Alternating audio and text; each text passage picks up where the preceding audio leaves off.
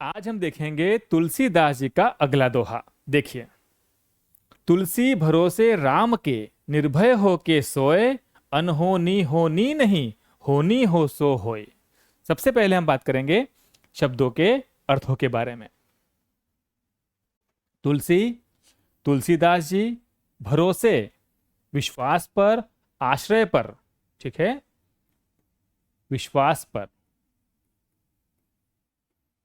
या आश्रय पर, राम के, प्रभु श्री राम के, ईश्वर के, परमात्मा के, निर्भय, बिना किसी डर के, बिना किसी डर के, होके, होकर, सोए, सोता है, पर यहां पर सोए का मतलब होता है कि चिंताओं से मुक्त हो जाना, ठीक है। अनहोनी, अनिष्टकारी घटनाएं जो आपको हानि पहुंचाती हैं, ठीक है, अनिष्टकारी, अनिष्टकारी घटनाएं, बुरी घटनाएं जो आपको हानि पहुंचाए। होनी, होती है, होनी, होती, नहीं, नहीं, होनी जो भविष्य में होना तय है, जो भविष्य में लिखा है, जो भविष्य में लिखा है,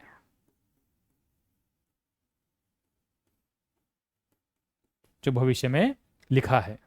हो सो होए, वह होकर ही रहती है। इसका मतलब क्या होगा पूरे का? वह, सो का मतलब होता है वह होकर ही रहती है, होकर ही रहती है, ठीक है। देख लीजिए, एक बार पढ़ लीजिए, बात करते इसके बाद दोहे के भावार्थ के बारे में।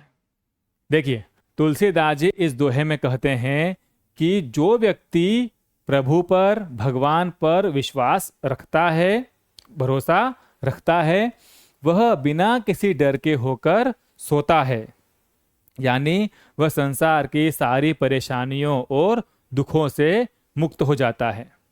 तुलसीदास जी आगे कहते हैं कि जिस पर प्रभु की कृपा होती है उसके साथ कुछ भी अनर्थ या अनिष्टकारी घटनाएं नहीं होती हैं,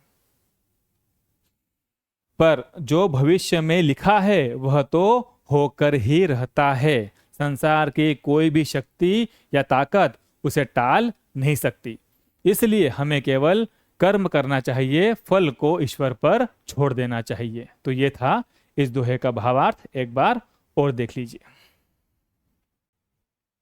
तुलसीदास जी कहते हैं कि जो व्यक्ति भगवान श्री राम पर पूर्ण विश्वास रखता है वह हर प्रकार की चिंता और भय छोड़कर निश्चिंत रहता है, क्योंकि जो घटना होने वाली ही नहीं है वह लाख चिंता करने पर भी नहीं होंगी, और जो घटना ईश्वर की इच्छा तथा नियति के अनुसार निश्चित है उसे कोई रोक नहीं सकता। इसलिए व्यर्थ की चिंता करने के बजाय भगवान पर भरोसा रखना चाहिए।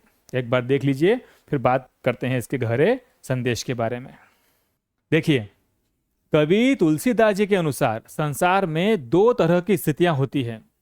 पहली, जिसे हम अनहोनी या बुरा कहते हैं। तुलसीदास जी का मानना है कि ईश्वर की शरण में रहने वाले के साथ बिना ईश्वर की मर्जी के कुछ भी बुरा नहीं हो सकता। दूसरी जो होनी है, यानी जो भाग्य में लिखा है या जिसे ईश्वर ने पहले से ही निश्चित कर दिया है, उसे दुनिया की कोई भी ताकत बदल नहीं सकती। इसलिए व्यर्थ की चिंता करने से क्या लाभ होगा? जो होना है वह तो होकर ही रहेगा। अतः समझदारी इसी में है कि हम अपना सब कुछ ईश्वर पर छोड़ दें और निश्चिंत होकर अपने कर्म करें। यह दोहा हमें शरणागति यानी ईश्वर के प्रति पूर्ण समर्पण का मार्ग दिखाता है, जो जीवन से सारी घबराहट और चिंताएं मिटा देता है। तो यह था इस दोहे के पीछे का छोटा सा गहरा संदेश। आशा करता हूं कि आपको पसंद आया होगा। तो मिलते हैं किसी अच्छे से दोहे के साथ। जय श्री राम।